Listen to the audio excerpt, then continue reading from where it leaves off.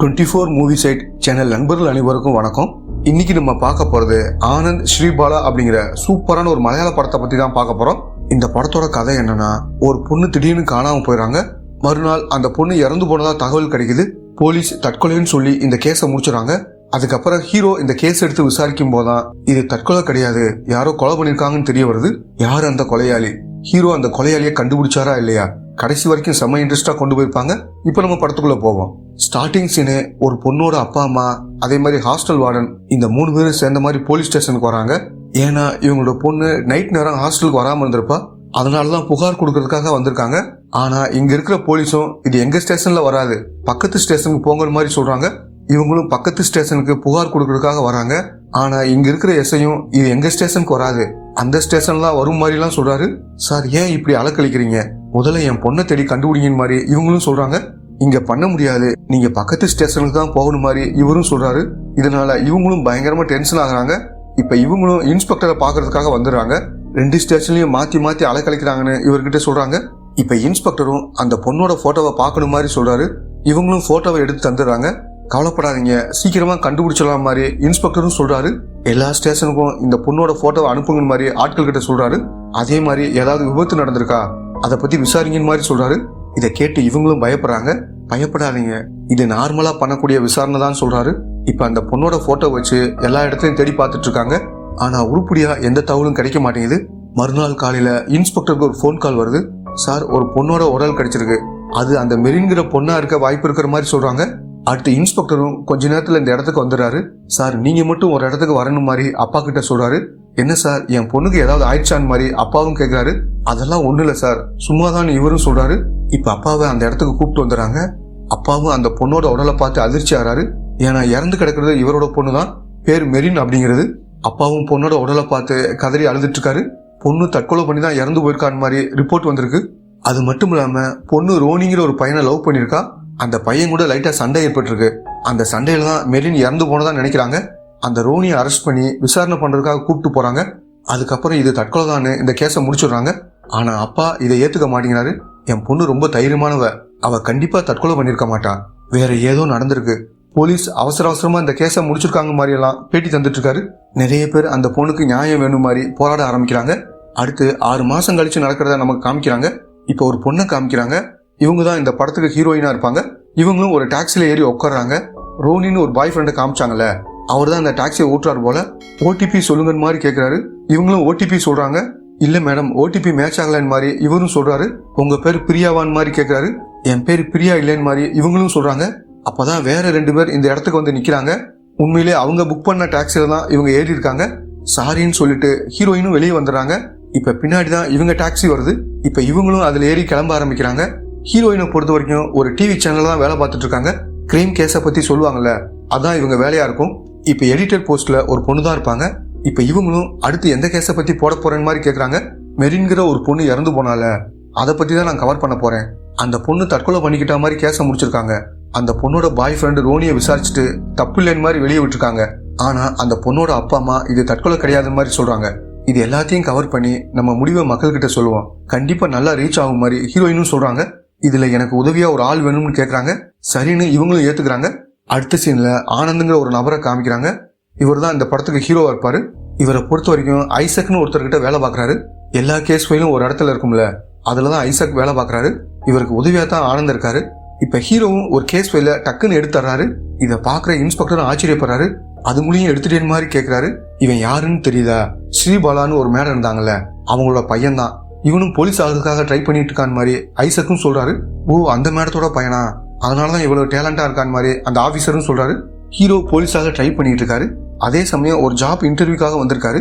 நிறைய பேரை உட்கார வச்சு கேள்வியெல்லாம் கேட்டுட்டு இருக்காங்க. ஹீரோ தன்னோட பேருக்கு பின்னாடி அம்மாவோட பேரை சேர்த்திருக்காருன்னு தெரிய வருது. எல்லாருமே அப்பா பேரை தான் பின்னாடி போட்டிருப்பாங்க. நீங்க உங்க அம்மாவோட பேரை பின்னாடி போட்டிருக்கீங்க, உங்க அம்மாவை பத்தி சொல்லுங்க மாதிரி கேக்குறாங்க.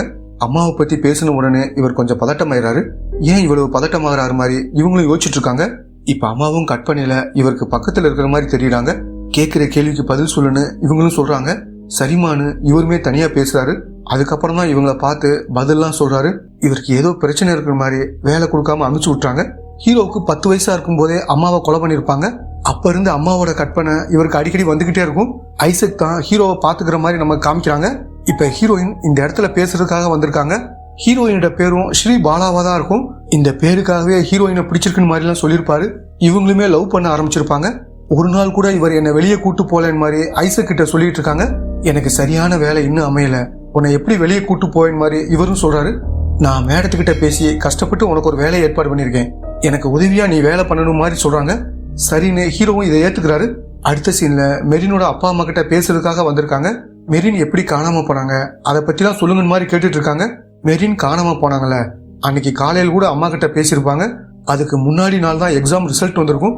இந்த தடவையும் ஃபர்ஸ்ட் மார்க் வாங்கியிருக்கேன் மாதிரி சொல்றாங்க. அம்மாவும் இதை கேட்டு சந்தோஷப்படுறாங்க. இவ்வளவு சந்தோஷமா இருந்த பொண்ணு நைட்டு எப்படி தற்கொலை பண்ணி இறந்து போயிருப்பா, அதுதான் எங்களுக்கு சந்தேகமா இருக்குன்னு மாதிரி சொல்லி அழுகுறாங்க. இதை கேட்கிற ஹீரோவுக்கும் ரொம்ப கஷ்டமா இருக்கு. இப்ப ஹீரோவும் பக்கத்துல இருக்கிற ரூம்ல போய் உட்கார்றாரு. அதுதான் மெரினோட ரூமா இருக்கும். மெரின் இன்ஹேலர் யூஸ் பண்ணுவாங்க போல, அதெல்லாம் எடுத்து பார்த்துட்டு இருக்காரு. அதே மாதிரி ஜன்னலை ஓபன் பண்ணி பாக்குறாரு. பக்கத்துல ஒரு குளம் இருக்கிறது இவருக்கு தெரிய வருது. இப்ப இவருக்கு ஏதோ டவுட் வருது போல, அதனால இவங்க கிட்ட பேசுறதுக்காக வராரு. உங்க பொண்ணு அந்த குளத்துல போய் குளிப்பாங்களான்னு மாதிரி கேட்கிறாரு. இல்ல அப்படியெல்லாம் குளிக்க மாட்டா, அவளுக்கு ஆழமான தண்ணியை பார்த்தாலே பயம் மாதிரி இவங்களும் சொல்றாங்க. உங்க பொண்ணோட போஸ்ட்மார்ட்டம் ரிப்போர்ட் இருக்கான்னு கேட்கிறாரு. இருக்குன்னு சொல்லி இவங்களும் எடுத்துட்டு வந்து தர்றாங்க. போஸ்ட்மார்ட்டம் ரிப்போர்ட்டை அந்த கேஸ் ஃபைலோட கம்பேர் பண்ணி பாக்குறாரு. அம்மாவும் இவர் பக்கத்துல உட்காந்து உதவி பண்ற மாதிரி எல்லாம் காமிக்கிறாங்க. இவரோட கண்ணுக்கு மட்டும்தான் கற்பனையில தெரியுறாங்க. இப்ப இவரும் இதை ஃபுல்லா செக் பண்ணி பார்த்துட்டு இது கண்டிப்பா தற்கொலை கிடையாது, கொலைன்னு மாதிரி சொல்றாரு. இதை கேட்டு மெரினோட அப்பாவும் அம்மாவும் அதிர்ச்சியா பாக்குறாங்க. இப்ப ஹீரோயினும் இவரை வேகமா அங்கிருந்து கூட்டிட்டு வந்துடுறாங்க. இவன் என்னென்னமோ பேசுறான் மாதிரி ஐசக் கிட்ட சொல்லிட்டு இருக்காங்க. அப்படி நீ என்ன கண்டுபிடிச்சன்னு மாதிரி இவரும் ஹீரோ கிட்ட கேட்கிறாரு. ரிப்போர்ட்ல பெருசா எதுவும் படல, கொஞ்சம் யோசிச்சு பார்த்தா அந்த பொண்ணுக்கு ஆழமான தண்ணினாலே பயம். அந்த பொண்ணு தற்கொலை பண்ணணும்னு முடிவு பண்ணிட்டா எங்கனாலும் தற்கொலை பண்ணிருக்கலாம். எதுக்காக அந்த பாலத்துக்கிட்ட போய் தண்ணியில குதிச்சிருக்கணும்? எனக்கு என்னமோ இது சந்தேகமா இருக்கு. கண்டிப்பா அந்த பொண்ணு தற்கொலை பண்ணிக்கல, யாரோ கொலை பண்ணி தான் தண்ணிக்குள்ள போட்டிருக்காங்கன்னு மாதிரி இவரும் சொல்றாரு. இதுக்கிடையில போலீஸ் வேலைக்கான செலெக்ஷன் நடக்குது. ஹீரோவும் போலீஸாக ஆசைப்பட்டார்ல, அதனால இங்க வந்து பிசிக்கல் டெஸ்ட் எல்லாத்தையும் சூப்பரா பண்றாரு. இப்ப இந்த டீம் எல்லாம் சேர்ந்து ஒரு ஃபாதரை பாக்குறதுக்காக வந்திருக்காங்க. ஏன்னா மெரின் அடிக்கடி இந்த ஃபாதரை வந்து பாப்பாங்க. இவர்கிட்ட பேட்டியெல்லாம் எடுத்துட்டு கிளம்பலாம்னு நினைக்கிறாங்க. ஆனா ஹீரோ மட்டும் தனியா வந்து ஃபாதர் கிட்ட பேச ஆரம்பிக்கிறாரு. என்ன விஷயம்னா, இறந்து போன மெரின் இருக்காங்களே, அவங்க ஒரு பையனை லவ் பண்ணுவாங்க. அதை பத்தி வீட்டுக்கு தெரியாது.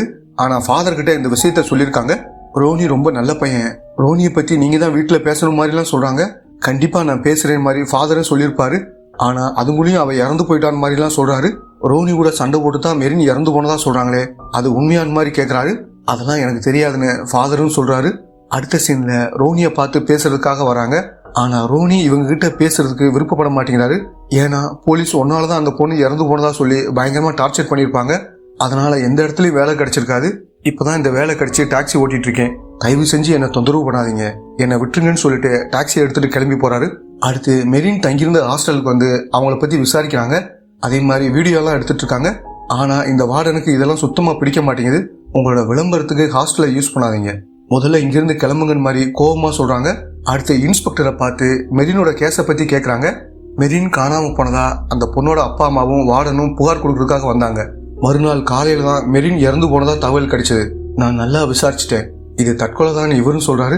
ஹீரோயின் இந்த கேஸை பத்தி கவர் பண்ணி வச்சிருக்கிறத எடிட்டர் மேடம் பாக்குறாங்க. இன்னும் நிறைய ஸ்ட்ராங்கான விஷயத்தை பத்தி சொல்லணும் மாதிரி சொல்றாங்க. ஓகே மேடம், நான் பாத்துக்கிறேன் மாதிரி ஹீரோயினும் சொல்லிடுறாங்க. இப்ப இவங்களும் ஹீரோ கிட்ட வந்து உனக்கு இந்த கேஸ்ல நிறைய டவுட் வந்துச்சுல, அதை பத்தி நீயே கேமரா மாதிரி சொல்லணும் மாதிரி சொல்றாங்க. சரின்னு இவரும் அதை பத்தி சொல்ல ஆரம்பிக்கிறாரு. இப்ப ஹீரோயின் கவர் பண்ண இந்த கேஸை பத்தி எல்லாரும் டிவில பார்க்க ஆரம்பிக்கிறாங்க. முதல்ல ஹீரோயின் பேசுறாங்க. அடுத்த ஹீரோவும் இது தற்கொலை கிடையாது, கொலை பண்ணிருக்காங்க மாதிரி தனக்கு தெரிஞ்ச விஷயத்த சொல்றாரு. இதெல்லாம் டிஎஸ்பி சங்கர்னு ஒருத்தர் கோவமா பாத்துட்டு இருக்காரு. இப்ப கமிஷனரை பார்க்கத்தான் வந்திருக்காரு. மீடியாக்காரங்க எல்லாரும் இந்த கேஸை பத்தி தான் பேசிட்டு இருக்காங்க. அதனாலதான் இவங்களும் டிஎஸ்பி இங்க வர வச்சிருக்காங்க. நீங்க 14 நாள் எடுத்துக்கங்க, மறுபடியும் அந்த கேஸ் எடுத்து விசாரிங்க, அது கொலையா இல்ல தற்கொலையா அதை கன்ஃபார்ம் பண்ணி சொல்லுங்க மாதிரி கமிஷனரும் சொல்றாங்க. ஓகே மேடம் சொல்லிட்டு இவரும் அந்த கேஸை எடுத்துக்கிறாரு. கடைசியா ஹீரோ பேசினார்ல, அதுதான் டிஎஸ்பிக்கு கோபத்தை வர வச்சிருக்கும். அவனை பார்த்து பேசணும் மாதிரி ஆட்கள் கிட்ட சொல்றாரு. சார், அவர் போலீஸாக ட்ரை பண்ணிட்டு இருக்காரு, இப்ப கூட மெடிக்கல் எக்ஸாமுக்காக இங்கதான் வந்திருக்காரு மாதிரி சொல்றாங்க. இப்ப இவருமே அவரை பாக்குறதுக்காக இந்த இடத்துக்கு வந்துடுறாரு. ஆனந்த் உங்களை பாக்குறது சந்தோஷம் மாதிரி கையை கொடுக்குறாரு. அப்படியே ஹீரோட கையை லைட்டா நசுக்கிறாரு. ஏன் இப்படி பண்றாரு மாதிரி ஹீரோவும் யோசிக்கிறாரு. உங்க அம்மாவும் போலீஸாமே, அவங்கள பத்தி சொல்லுங்க மாதிரி இவரும் கேட்கிறாரு. அப்ப அம்மாவும் கற்பனையில பக்கத்துல தெரியுறாங்க. சும்மா தைரியமா சொல்லுன்னு மாதிரி அம்மாவும் சொல்றாங்க. இப்ப ஹீரோவும் அம்மாவை பத்தி சொல்றாரு. அதே மாதிரி டிஎஸ்பியோட கையை நல்ல ஃபோர்ஸா அமுக்குறாரு. என்ன வேகமா அமுக்குறான்னு மாதிரி இவரும் சட்டுன்னு கையை எடுத்துறாரு. அதே சமயம் ஹீரோ தனியா பேசுறதையும் கவனிச்சுறாரு. மெடிக்கல் டெஸ்ட்ல ஹீரோவை ஃபெயில் பண்ணிடுறாங்க. டிஎஸ்பி சொல்லிதான் ஃபெயில் பண்ணிருக்காங்கன்னு ஐசக்கு தெரிய வருது. இப்ப இவரும் டிஎஸ்பியை பார்த்து பேசுறதுக்காக வர்றாரு. எதுக்கு சார் ஃபெயில் பண்ணீங்க, பாஸ் பண்ணி விடுங்கன்னு மாதிரி இவரும் கேட்கிறாரு. நான் எந்த கோபத்தையும் மனசுல வச்சு இதை பண்ணல, அம்மாவை இன்னும் கற்பனையிலே பார்த்துட்டு இருக்கான், இதெல்லாம் போலீஸ் வேலைக்கு செட் ஆகாது, அவனோட மென்டல் கண்டிஷனை சரி பண்ணிட்டு வர சொல்லுங்க, நான் செலக்ட் பண்ற மாதிரி டிஎஸ்பின்னு சொல்றாரு. அதே மாதிரி வெளியே வந்து ஹீரோ கிட்டையும் அதே விஷயத்த தான் சொல்றாரு. கண்டிப்பா நான் உனக்கு உதவி பண்றேன், நான் ஒரு டாக்டர் நம்பரை தரேன், போய் பாருன்னு மாதிரி சொல்றாரு. வேணும்னே ஹீரோவை கிண்டல் பண்ற மாதிரி எல்லாம் பேசிட்டு இருக்காரு. இதனால ஹீரோவும் இங்கிருந்து சோகமா கிளம்பி போறாரு. அடுத்த சீன்ல அந்த நாள் மெரின் எங்கெல்லாம் போனாங்க, எங்கெல்லாம் வந்தாங்க, அதெல்லாம் செக் பண்ணி பார்க்கணும்னு நினைக்கிறாங்க. ரெண்டு பேருமே ஒவ்வொரு சைடா செக் பண்ணிட்டு இருக்காங்க. 5 மணி வாக்குல தான் அந்த பொண்ணை கடைசியா பார்க்க முடியுது. அந்த பொண்ணு ரோட்ல நடந்து போறாங்க. எதையோ பேக்குள்ள வைக்கிறாங்க. ஏதோ ஒரு பொருளை கடையில வாங்கி தான் வைக்கிறாங்க மாதிரி ஹீரோவும் யோசிக்கிறாரு. அந்த தெருவில் இருக்கிற கடையெல்லாம் விசாரிங்கன்னு மாதிரி சொல்றாரு. சரின்னு ஃப்ரெண்ட்ஸும் ஏத்துக்கிறாங்க. இப்ப ஒவ்வொருத்தரா பிரிஞ்சு ஒவ்வொரு கடையா விசாரணை பண்ணிட்டு இருக்காங்க. எல்லாருமே அந்த பொண்ணை பார்க்கலன்னு மாதிரி தான் சொல்றாங்க. அடுத்து ஜீசஸ் சம்பந்தமான போட்டோலாம் வைப்பாங்கல்ல, அந்த கடைக்கு வந்து அந்த பொண்ணு வந்தாங்களான்னு மாதிரி விசாரிக்கிறாங்க. இங்கு வரலன்னு மாதிரி கடைக்காரன்னு சொல்லிட்டு இருக்காரு. அதே இடத்துக்கு கொஞ்ச நேரம் கழிச்சு ஹீரோ வர்றாரு. அங்க ஒரு பொண்ணு தான் இருக்காங்க. அந்த பொண்ணுகிட்ட மெரினா பாத்தீங்களான்னு மாதிரி அவங்க போட்டோவை காமிக்கிறாரு. ஆமா சார், இந்த பொண்ணு வந்தா ஒரு சிலையத்தான் வாங்கிட்டு போன மாதிரி சொல்றாங்க. அப்படின்னா என்ன சிலை வாங்கிட்டு போனாங்க மாதிரி கேட்கிறாரு. இவங்க சிலையோட போட்டோவை எடுத்து காட்டுறாங்க. ஹீரோவும் அந்த சிலையை பார்த்து வச்சுக்கிறாரு. மெரின் பேக்குள்ள ஏதோ ஒரு பொருளை வச்ச மாதிரி பார்த்தாங்கல்ல, இந்த சிலையத்தான் வச்சிருக்காங்க மாதிரி ஹீரோ யோசிக்கிறாரு. உண்மையிலே இந்த கடை ஓனர் மெரினை பார்க்கல போல, இங்க வேலை பார்க்குற பொண்ணு தான் பார்த்துருக்காங்க. அடுத்து மெரினோட ஃப்ரெண்ட்ஸ்க்கெல்லாம் கால் பண்ணி விசாரணை பண்ணிட்டு இருக்காங்க. அதுல ஒரு ஃப்ரெண்டை மட்டும் கான்டாக்ட் பண்ண முடியல. இதை பத்தி ஹீரோயினும் ஹீரோ கிட்ட சொல்றாங்க. அந்த பொண்ணோட பேர் என்னன்னு கேட்கிறாரு. ராதான்னு சொல்றாங்க. சரின்னு அந்த பேரை நோட் பண்ணி வச்சுக்கிறாரு. இப்ப டிஎஸ்பி இருக்காருல்ல, அவங்க தேடிக்கிட்டு இருந்த ராதாவை பார்க்கத்தான் வந்திருக்காரு. மெரினை பத்தி கேள்வியெல்லாம் கேட்கிறாரு. இந்த பொண்ணும் எதுவுமே சொல்லாம அழுதுட்டு இருக்காங்க. இப்ப ராதாவோட அப்பாவும் டிஎஸ்பி வெளியே கூட்டிட்டு வந்து பேச ஆரம்பிக்கிறாரு. சார், 1 வருஷத்துக்கு முன்னாடி என் பையன் இறந்து போயிட்டான், அதை நினைச்சு எப்பயுமே ரொம்ப அழுதுட்டு இருந்தா, நிறைய மாத்திரை சாப்பிட ஆரம்பிச்சா.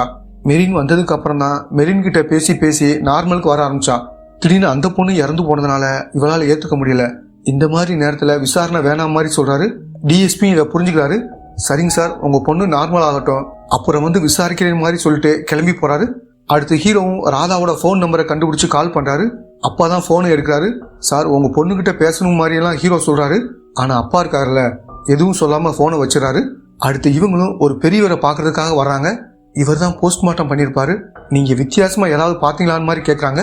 இவரும் தான் பார்த்த விஷயத்தை பத்தி சொல்றாரு. அது என்னதுன்னா, மெரினோட உடம்புல சில இடங்கள்ல மட்டும் காயம் இருக்கும். அந்த பொண்ணுகிட்ட தப்பா நடந்திருக்க வாய்ப்பு இருக்கான்னு மாதிரி கேட்கிறாரு. இல்ல, அப்படியெல்லாம் கிடையாது, ஒரு தள்ளுமுள்ளு ஏற்பட்டிருக்கு. அதே மாதிரி அந்த பொண்ணு காதுல இருந்த ஒரு கமல் உடஞ்சிருந்தது, ஒரு பீஸ் காணாம போன மாதிரி எல்லாம் சொல்றாரு. அதே மாதிரி மெரினோட அப்பா அம்மா என்ன சொல்லியிருப்பாங்கன்னா, பொண்ணு கையில போட்டிருந்த மோதிரத்தை காணாம மாதிரி சொல்லியிருப்பாங்க. அதனால இவங்களும் மெரினோட உடலை தூக்கிட்டு வந்திருப்பார்ல, அந்த நபர்கிட்ட விசாரிக்கிறாங்க. மெரின் போட்டிருந்த மோதிரத்தை பத்தி கேட்கறாங்க. அதெல்லாம் எனக்கு தெரியாத மாதிரி இந்த நபரும் சொல்றாரு. இப்ப ஐசக்கும் ஒழுங்கா உண்மையை சொல்லணும் மாதிரி மிரட்டுறாரு. ஆமா சார், நான் தான் எடுத்தேன், போலீஸ் தர்ற காசெல்லாம் எனக்கு பத்தாது, இந்த மாதிரி வேலை பார்க்கும்போது நகை மோதிரம் இருந்தா எடுத்துக்குவேன் மாதிரி சொல்றாரு. அப்படித்தான் இவர் மோதிரத்தை எடுத்து வாய்க்குள்ள மறைச்சு வச்சிருப்பாரு. சரி, மோதிரத்தை ஈஸியா எடுத்தியா இல்ல கஷ்டப்பட்டு எடுத்தியான்னு மாதிரி ஹீரோ கேட்கிறாரு. ஈஸியாவே எடுத்துட்டேன் மாதிரி இவனும் சொல்றான். இப்ப ஹீரோவுக்கு ஒரு டவுட் வருது. அது என்னதுன்னா, மெரினோட உடல் உப்பவே இல்லை. அப்படி உப்பு இருந்தா ஈஸியா மோதிரத்தை எடுத்திருக்க முடியாது, கொஞ்ச நேரம் தான் தண்ணியில இருந்திருக்கு. அப்படின்னா அந்த பொண்ணு எந்த டயத்துல தண்ணியில மூழ்கிருப்பா? அந்த பொண்ணோட பாதி கமல் எங்க போச்சு? அதே சமயம் உடம்புல எப்படி காயம் வந்துச்சு? இதை தாண்டி அந்த பொண்ணு வச்சிருந்த சிலை எங்க போச்சு? இதை பத்தியெல்லாம் ஹீரோ யோசிச்சு பாக்குறாரு. இப்ப அம்மாவும் கற்பனையில தெரியுறாங்க. அந்த பொண்ணோட போனை காணும் மாதிரி சொல்றாங்க. அந்த பொண்ணோட கால் லிஸ்ட் எல்லாம் செக் பண்ணி பார்த்துட்டோம், சந்தேகப்படுற மாதிரி யாரும் இல்லைன்னு சொல்றாரு. இருந்தாலும் போன் எங்க போச்சுன்னு மாதிரி யோசிக்கிறாரு. ஹீரோவுக்கு லல்லுன்னு ஒரு ஃப்ரெண்ட் இருப்பாரு. அவர் ஹேக்கிங் சம்பந்தமான விஷயமெல்லாம் பண்ணுவாரு. இப்ப ஹீரோவும் அவருக்கு போன் பண்ணி ஒரு நம்பரை ட்ரேஸ் பண்ண மாதிரி சொல்றாரு. சரி, அந்த போனோட பாக்ஸ்ல IMEI நம்பர் இருக்கும், அதை பத்தி சொல்லுன்னு ஃப்ரெண்டும் கேட்கிறாரு. மெரினோட அப்பாவும் அம்மாவும் போன் பாக்ஸே இல்லைன்னு மாதிரி சொல்லியிருப்பாங்க. இந்த விஷயத்த ஹீரோவும் ஃப்ரெண்டு கிட்ட சொல்றாரு. சரி, அந்த பொண்ணு போன் மூலமா ஏதாவது கவர்மெண்ட் சைட்டுக்குள்ள போயிருப்பால, எந்த டயத்துல பார்த்தாங்கன்னு மாதிரி சொல்றாரு. கடைசியா மெரின் ரிசல்ட் பார்த்திருப்பாங்களே, அந்த டயத்தை ஹீரோவும் சொல்றாரு. இப்ப ஃப்ரெண்டும் செக் பண்ணி பார்த்துட்டு IMEI நம்பரை கண்டுபிடிச்சாரு. அதே மாதிரி போனையும் ட்ரேஸ் பண்றாரு. இப்ப போன் இருக்கிற இடத்த ஃப்ரெண்டும் ஹீரோ கிட்ட சொல்லிடுறாரு. ஹீரோவும் நான் தனியா போறேன் மாதிரி சொல்றாரு. நீ தனியா போக வேணாம், எனக்கு ஐயப்பன்னு ஒரு போலீஸ் ஃப்ரெண்ட் இருக்காரு, இப்ப லீவ்ல தான் இருக்காரு, அவரை துணைக்கு கூட்டிட்டு போன்னு ஐசக்கும் சொல்றாரு. அதே சமயம் இவர் இருக்காருல்ல, இந்த விஷயத்தை பத்தி டிஎஸ்பிட்டையும் சொல்றாரு. நீங்களும் போகணும்னு ஆசைப்பட்டா போய் பாருங்கன்னு மாதிரி சொல்றாரு. அங்க போறது வேஸ்ட்னு மாதிரி டிஎஸ்பியும் சொல்றாரு. இதை கவனிச்ச இன்ஸ்பெக்டரும், சார் அவங்க அம்மா மாதிரி ஆனந்தும் நல்ல புத்திசாலி, நானே இதை பார்த்திருக்கேன் மாதிரி சொல்றாரு. இப்ப ஹீரோட அம்மா பத்தியும் சொல்ல ஆரம்பிக்கிறாரு. சில பெரிய இடத்து பசங்க ஒரு பொண்ணுகிட்ட தப்பா நடந்திருப்பாங்க. அம்மாவும் தைரியமா அந்த பசங்க மேல கேஸ் ஃபைல் பண்ணிருப்பாங்க. அதனால அந்த பசங்களும் ஆட்களை வச்சு ஹீரோட அம்மா கதையை முடிச்சிடறாங்க. கண்ணு முன்னாடியே அம்மா இறந்து போனதுனால இதை நினைச்சு ஹீரோவும் ரொம்ப பாதிக்கப்பட்டிருப்பாரு. அடுத்த சீன்ல ஃப்ரெண்டு சொன்ன இடத்துக்கு ஹீரோவும் ஐயப்பனும் வந்துடுறாங்க. இன்னும் 50 மீட்டர் தூரத்துக்கு பக்கத்துலதான் அவன் இருக்கான் மாதிரி ஃப்ரெண்டு சொல்றாரு. அது ஒரு பெரிய மார்க்கெட்டா இருக்கும். ஐயப்பனும் கால் பண்ணு மாதிரி சொல்றாரு. அந்த போன் யாருக்கு போகுதுன்னு மாதிரி கவனிச்சிட்டு இருக்காரு. இப்ப ஒரு நபர் அட்டன் பண்ணி பேசுறாரு. இப்ப வேகமா அவரை லாக் பண்ணி என்ன ஏதுன்னு விசாரிக்கிறாங்க. அவர் ஒரு கடையில வாங்கினதா சொல்றாரு. இப்ப அந்த கடைக்கு வந்து இந்த போனை விற்கணும் மாதிரி சொல்றாங்க. இந்த போனை ஏற்கனவே நம்ம தானே வித்தோம் மாதிரி அந்த பையனும் சொல்றான். அப்படின்னா இந்த போனை உங்ககிட்ட வித்தது யாருன்னு மாதிரி கேட்கறாங்க. அந்த பையனை யோசிச்சு பார்த்துட்டு ஆண்டனிங்கிற ஒரு நபர் வித்தாரு மாதிரி அவரை பத்தின தகவலாம் தந்துடுறான். காசு வாங்கிட்டு காலேஜ் சீட்டு வாங்கி தருவார்ல, அந்த வேலையை தான் ஆண்டனி பார்த்துட்டு இருப்பாரு. இப்ப ஹீரோவும் வந்து என் தங்கச்சிக்கும் ஒரு சீட்டு வாங்கி தரணும் மாதிரி கேட்கிறாரு. இதுதான் என் தங்கச்சின்னு மெரினோட போட்டோவை காமிக்கிறாரு. இப்ப ஆண்டனி இதை பார்த்துட்டு இவங்களை தள்ளி விட்டு ஓட ஆரம்பிக்கிறான். இவங்களும் அவனை பிடிக்கிறதுக்காக பின்னாடியே துரத்திக்கிட்டு வராங்க. இப்ப டிஎஸ்பி இந்த இடத்துக்கு வந்து இவனை லாக் பண்ணிடுறாரு. டிஎஸ்பி ஹீரோவை ஒரு மாதிரி நடத்தினார்ல, ஹீரோட அம்மாவை பத்தி தெரிஞ்சதும் கொஞ்சம் மரியாதை வந்துடுது. அதனால இவர்கிட்ட நார்மலா பேசிட்டு இருக்காரு. நீ வீட்டுக்கு போ, நான் பாத்துக்கிறேன் மாதிரி சொல்றாரு. சரின்னு ஹீரோவும் இங்கிருந்து கிளம்பிடுறாரு. இப்ப இவரும் ஆண்டனி கிட்ட விசாரிக்க ஆரம்பிக்கிறாரு. சார் அந்த போன் எனக்கு கீழே தான் கிடைச்சது மாதிரி சொல்றாரு. இப்ப டிஎஸ்பி என்ன சொல்றாருன்னா, ஒருவேளை கீழே கிடைச்சிருந்தா நீ உடனே வித்திருப்ப. நீ 4 மாசம் போனை ஆஃப்லயே வச்சிருக்க, அதுக்கப்புறம் தான் போனை வித்திருக்க, ஒழுங்கா உண்மையை சொல்லுன்னு மாதிரி கேட்கிறாரு. இப்ப இவரும் நான் தான் அந்த பொண்ணை கொலை பண்ணேன் மாதிரி ஒத்துக்கிறாரு. நீ தான் கொலை பண்ணியா, எதுக்காக கொன்னேன் மாதிரி கேட்கிறாரு. அந்த பொண்ணு என்ன லவ் பண்றேன்னு சொன்னா, ஆனா என்ன ஏமாத்திட்டு யாரோ ஒருத்தங்க கூட பழக ஆரம்பிச்சா, அதை என்னால ஏத்துக்க முடியல, அதனாலதான் கொலை பண்ணேன் மாதிரி சொல்றான். இப்ப டிஎஸ்பியும் ஹீரோவுக்கு கால் பண்ணி ஆண்டனி கொலை பண்ணதை ஒத்துக்கிட்டான், லவ் மேட்டர் தான் சொல்றாரு. ஆனா ஹீரோவுக்கு இந்த விஷயத்த பெருசா ஏத்துக்க முடியல. நீ சொன்ன மாதிரி கொலைன்னு கன்ஃபார்ம் ஆயிடுச்சு, சூப்பர்னு ஹீரோயினும் சொல்றாங்க. இப்ப ஹீரோவும் இதுல ஏதோ தப்பா இருக்கு, இவன் கொலை பண்ண மாதிரி தோணல. உண்மையிலே ஆண்டனி மெரினை லவ் பண்ணியிருந்தா அது ரோனிக்கு தெரிஞ்சிருக்கும். நான் ரோனியை பார்த்து பேசுறேன்னு மாதிரி சொல்றாரு. இப்ப ரோனியோட வீட்டுக்கே வந்துடுறாரு. அப்பதான் ரோனியோட அம்மா இறந்து போயிருக்க விஷயம் தெரிய வருது. போஸ்டர்லாம் ஒட்டிருக்காங்க. இவரும் மெதுவா வீட்டுக்குள்ள வராரு. ரோனியும் அம்மாவோட ரூம்ல தான் உட்கார்ந்துட்டு இருக்கா. முதல்ல என்னோட மெரின் விட்டுட்டு போயிட்டா, இப்ப அம்மாவும் விட்டுட்டு போயிட்டாங்க மாதிரி சொல்லி ஃபீல் பண்றாரு. ரோனி வெளியவான் மாதிரி ஆட்கள் கூப்பிடுறாங்க. இப்ப ஹீரோவும் எதேச்சும் ஒரு சிலையை பாக்குறாரு. இந்த சிலையை தான் மெரின் கடையில வாங்கியிருப்பாங்க. இந்த சிலை எப்படி இங்க வந்துச்சு, அந்த பொண்ணு தான் இங்க வந்து கொடுத்துருக்கணும் மாதிரி யோசிக்கிறாரு. போஸ்டர்ல அம்மாவோட தோற்றம் மறைவுன்னு போட்டிருப்பாங்கல்ல, அதுல தோற்றம் மே 26ன்னு இருக்கும். அதே மே 26ல தான் அந்த பொண்ணு தற்கொலை பண்ணி இறந்து போயிருப்பா. அப்படின்னா அம்மாவோட பிறந்த நாளுக்கு கிஃப்ட் தரதுக்காக தான் வீட்டுக்கு வந்திருக்கா மாதிரி யோசிக்கிறாரு. அம்மாவோட போன் ஒரு இடத்துல இருக்கும். ஹீரோ யாருக்கும் தெரியாம அதை எடுத்துட்டு வெளியே வந்துடுறாரு. அந்த நாள் அம்மா போன்ல இருந்து 4 பேருக்கு கால் போயிருக்கு. யார் என்னன்றதை பார்த்து சொல்லணும் மாதிரி ஃப்ரெண்டு கிட்ட சொல்றாரு. இப்ப ஃப்ரெண்டும் அந்த 4 பேரை பத்தின தகவலை சொல்றாரு. அதுல ஒரு பொண்ணோட பேர் ராதான்னு மாதிரி சொல்றாரு. என்னது ராதாவா, அந்த பொண்ணுக்கு எதுக்காக இந்த அம்மா கால் பண்ணி பேசினாங்கன்னு மாதிரி யோசிக்கிறாரு. இப்ப ராதாவோட நம்பருக்கு கால் பண்றாரு. இந்த தடவை அப்பா எடுக்கல, ராதா தான் அட்டன் பண்ணி பேசுறாங்க. ஹீரோவும் தன்னை அறிமுகப்படுத்திக்கிறாரு. ராதா, அந்த நாள் இந்த நம்பர்ல இருந்து உனக்கு கால் வந்திருக்கு, யார் பேசுனா, என்ன பேசுனாங்க, அதை பத்தி சொல்லணும் மாதிரி கேட்கிறாரு. அந்த நம்பர்ல இருந்து மெரின் தான் பேசுனதா இந்த பொண்ணும் சொல்றா. இந்த பொண்ணு பொறுத்த வரைக்கும் மன அழுத்தத்துக்காக ஒரு மருந்தை எடுத்திருப்பா. அந்த மருந்தை பத்தி தான் மெரின் என்கிட்ட கேட்டான் மாதிரி சொல்றாங்க. அந்த மருந்தோட பேரை இவர் கேட்டு வச்சுக்கிறாரு. அது என்ன மாதிரி மருந்துன்னு இவர் தேடி பாக்குறாரு. அதை பார்த்த ஹீரோவும் லைட்டா அதிர்ச்சி ஆகிறாரு. ஒரு தடவை ரோனி கிட்ட பேசுறதுக்காக இவர் போனார்ல, அப்ப காருக்குள்ள இந்த மாத்திரையை பார்த்திருப்பாரு. இப்ப ஹீரோவும் ஏதோ பயங்கரமா யோசிக்கிறாரு. அடுத்து டிஎஸ்பி கிட்ட வந்து ஒரு விஷயத்த சொல்ல ஆரம்பிக்கிறாரு. சார், ரோனியோட அம்மா உடலை போஸ்ட்மார்ட்டம் பண்ணி பார்க்கணும் மாதிரி சொல்றாரு. ஏன் எதுக்குன்னு இவரும் கேட்கிறாரு. ப்ளீஸ் சார், கண்டிப்பா பண்ணி பார்க்கணும் மாதிரி ஹீரோவும் சொல்றாரு. இப்ப அவங்க கொண்டு போறதுக்கு முன்னாடி தடுக்கிறதுக்காக வராங்க. அதுங்களையும் வண்டி போயிருது. இப்ப இவங்களும் வந்து அவங்க சொந்தக்காரங்கிட்ட பேசுறாங்க. சார், அவன் சொந்த பையன் கிடையாது, வளர்ப்பு பையன் தான். அம்மாவை சரியா பாத்துக்கிட்டான் மாதிரி தெரியல, எங்களுக்குமே அவனோட நடவடிக்கை மேல டவுட் இருக்கு, போஸ்ட்மார்ட்டம் பண்ண நாங்க ஒத்துக்கிற மாதிரி சொல்றாங்க. இப்ப பெர்மிஷன் கிடைச்சதுனால புதைக்கிறதுக்கு முன்னாடி வந்து தடுத்துடுறாங்க. இவன் தேவையில்லாம ஒரு மாத்திரையை கொடுத்துருக்கான்னு தெரிய வருது. அதனாலதான் அம்மா இறந்து போயிட்டாங்கன்னு கன்ஃபார்ம் ஆகுது. அந்த மாத்திரையை அவன் எங்க வச்சிருக்கான்னு கண்டுபிடிக்கணும், அப்பதான் அவனை லாக் பண்ண முடியும்னு நினைக்கிறாங்க. இப்ப வீடு ஃபுல்லா செக் பண்ணி பாக்குறாங்க. அடுத்து கார்ல இந்த மாத்திரை இருக்கான்னு தேடி பார்த்துட்டு இருக்காங்க. அப்பதான் வீட்டுக்குள்ள இந்த மாத்திரை கிடைச்சிருக்கு மாதிரி ஒரு பொண்ணு வந்து சொல்றாங்க. அடுத்த சீன்ல ரோனியை உட்கார வச்சு விசாரிக்க ஆரம்பிக்கிறாங்க. நீ தான் உங்க அம்மாவை கொலை பண்ணிருக்க, அதே மாதிரி அந்த பொண்ணையும் கொலை பண்ணிருக்க மாதிரி சொல்றாங்க. அன்னைக்கு மெரின் வீட்டுக்கு வரலன்னு சொன்னில, எப்படி அந்த பொண்ணு வச்சிருந்த கிஃப்ட் மட்டும் வீட்டுல இருந்துச்சுன்னு சொல்லி அதை எடுத்து வைக்கிறாரு. இப்ப இவனும் கொஞ்சம் திருதுன்னு முழிக்கிறான். சார், ஒருவேளை அவ வந்திருப்பா, அப்ப நான் இருந்திருக்க மாட்டேன், நான் மெரினை கொலை பண்ணலன்னு மாதிரி சொல்றான். நீ அவளை பாக்கலன்னு சொன்னில, எப்படி அவளோட பாதி கமல் உன்னோட கார்ல வந்துச்சுன்னு சொல்லி அதை எடுத்து டேபிள்ல வைக்கிறாரு. இவர் கிளம்பலாம்னு நினைக்கும் போதான் அந்த காருக்குள்ள பாதி கமல் கிடைச்சிருக்கும். இப்பதான் உண்மையிலே என்ன நடந்துச்சுன்னு நமக்கு காமிக்கிறாங்க. மெரின் இருக்காங்களே, ரோனியோட அம்மாவை பாக்குறதுக்காக வர்றாங்க. இவங்க ரூம்குள்ள வரும்போது அம்மா குளிச்சுட்டு இருக்காங்க. இப்ப கிஃப்டை ஓபன் பண்ணி வச்சிட்டு இருக்காங்க. அப்பதான் அம்மா எடுத்துக்கிற மாத்திரையெல்லாம் இவங்க பாக்குறாங்க. அதுல ஒரு மாத்திரையை பார்த்து அதிர்ச்சி ஆகுறாங்க. ஏன்னா ஃப்ரெண்டு ராதா இதே மாதிரி மாத்திரையை தான் போடுவாங்க, இவங்க ஏன் எடுத்துக்கிறாங்க மாதிரி யோசிக்கிறாங்க. அதை பத்தி தேடி பாக்குறாங்க. 50 வயசுக்கு மேல இந்த மாத்திரையை போடக்கூடாது, அப்படி போட்டா மாரடைப்பு வந்துடும் மாதிரி நெட்ல போட்டிருக்கு. உடனே ராதாவுக்கு கால் பண்றாங்க. அந்த அம்மாவோட போன்ல இருந்து தான் கால் பண்றாங்க. ராதாவும் என்ன புது நம்பரா இருக்குன்னு மாதிரி கேக்குறாங்க. இப்ப மெரினும் அந்த மாத்திரையை பத்தி எல்லாம் கேக்குறாங்க. எதுக்காக இந்த மாத்திரையை அம்மாவுக்கு தந்திருக்கான்னு மாதிரி யோசிக்கிறாங்க. இப்ப ரோனியும் இந்த இடத்துக்கு வந்துடுறாரு. எந்த டாக்டர் இந்த மாத்திரையை தர சொன்னாரு, எதுக்காக இந்த மாதிரி மாத்திரையை அம்மாவுக்கு கொடுக்குறேன்னு மாதிரி கேக்குறாங்க. எல்லாத்துக்கும் ஒரு காரணம் இருக்கு. அந்த கிழவியை சாகடிக்கத்தான் தரேன் மாதிரி இவனும் சொல்றான். உண்மையிலே இவனை தத்தெடுத்து தான் வளர்த்துட்டு இருப்பாங்க. அதே மாதிரி சொந்தக்காரங்க எல்லாரும் இவனை மோசமா தான் நடத்துவாங்க. அம்மாவும் ஒரு கண்ட்ரோல்குள்ளே இவனை வச்சிருப்பாங்க. இதெல்லாம் இவனுக்கு சுத்தமா பிடிக்கல. அம்மாவோட கதையை முடிச்சுட்டா சொத்தெல்லாம் நமக்கு தான் வரும்னு நினைச்சு இதை பண்ணிருப்பா. இப்ப பாத்ரூம்ல இருந்து அம்மா வெளியே வராங்க. யார் வந்ததுன்னு மாதிரி கேக்குறாங்க. மெரின் பேசுறதுக்காக வராங்க.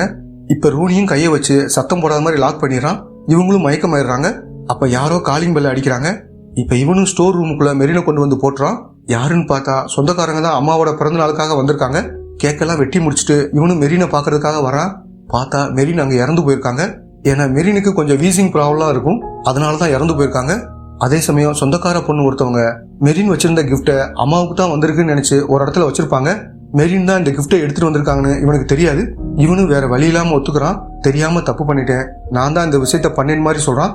ஆனா அப்பயுமே ஹீரோக்கு ஒரு டவுட் வருது. ஏன்னா ஆண்டனி நான் தான் அந்த கொலையை பண்ணேன்னு மாதிரி சொல்லியிருப்பான். இதை பத்தி டிஎஸ்பி கிட்ட சொல்றாரு. அவன் ஏன் கொலையை ஒத்துக்கணும்? இவங்க 2 பேருக்கும் எந்த தொடர்பும் கிடையாது. அப்படின்னா 2 பேருக்கு நடுவுல காமனா ஒரு ஆள் இருக்கான். அவன் யாருன்னு கண்டுபிடிக்கணும். சரி, 2 பேரோட நம்பரை செக் பண்ணி பாருங்க, யார் காமனா பேசியிருக்காருன்னு பாருங்க, அப்ப தெரிஞ்சிடும் மாதிரி சொல்றாரு. அப்படி செக் பண்ணி பார்க்கும்போதுதான் ஸ்டேஷன் கஸ்டடியில் இருக்கிற ஒரு போன்ல இருந்துதான் 2 பேருக்கும் பேசியிருக்காங்கன்னு தெரிய வருது. இப்ப அந்த இன்ஸ்பெக்டரை வர வச்சு விசாரிக்கிறாங்க. சார், ஸ்டேஷன்ல இருக்கிற போனை யாரோ யூஸ் பண்ணிருக்காங்கன்னு மாதிரி இவரும் சொல்றாரு. இப்ப ஹீரோவும் செக் பண்ற வேலையை பார்த்துட்டு இருக்காரு. ஹாட்ஸ்பாட்டை ஆன் பண்ணி யாரோ போனை யூஸ் பண்ணிருக்காங்கன்னு மாதிரி ஹீரோ கண்டுபிடிக்கிறாரு. யாருன்னு பார்க்கும்போது இன்ஸ்பெக்டர் தான் அதை யூஸ் பண்ணிருக்கான்னு தெரிய வருது. இப்ப இன்ஸ்பெக்டரும் வேற வழி இல்லாம பண்ணதை ஒத்துக்கிறாரு. அன்னைக்கு மெரினோட அப்பா அம்மா பேசிட்டு கிளம்பும் போது இவருக்கு ஒரு போன் கால் வந்திருக்கும். எதிரில ரோனி தான் பேசுறான். ரோனி இவருக்கு சொந்தக்கார பையனா தான் இருப்பான்.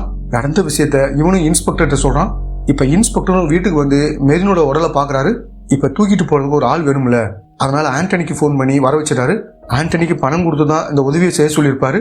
ஒருவேளை பிரச்சனை வந்தா நீ தான் சரண்டர் ஆகணும் மாதிரி சொல்லியிருப்பாரு. அவனும் சரின்னு ஏத்திருப்பான். மெரினோட உடலை பாலத்துக்கு கொண்டு வந்திருப்பாங்க. அதுக்கப்புறம் அங்கிருந்து கீழே தூக்கி போட்டிருப்பாங்க. இப்ப இந்த கேஸை பத்தி தான் மீடியாக்காரங்க எல்லாரும் பேசிட்டு இருக்காங்க. கமிஷனரும் ஹீரோவை பயங்கரமா பாராட்டுறாங்க. திரும்ப உங்க வேலையை பத்தி நாங்க டிஸ்கஸ் பண்ற மாதிரி சொல்றாங்க. ஆனா ஹீரோ இருக்காருல, இந்த வேலை வேணாம் மாதிரி சொல்றாரு. ஏன்னா மெடிக்கல் எக்ஸாம்ல பாஸ் பண்ணணும்னா மருந்து எடுத்துக்கணும், அப்படி பண்ணா என் அம்மா தெரியாம போயிடுவாங்க, என் அம்மாவோட கற்பனையிலே நான் வாழ்ந்துக்கிறேன் மாதிரி சொல்லிட்டு கிளம்பி போறாரு. இதோட இந்த படம் முடியுது.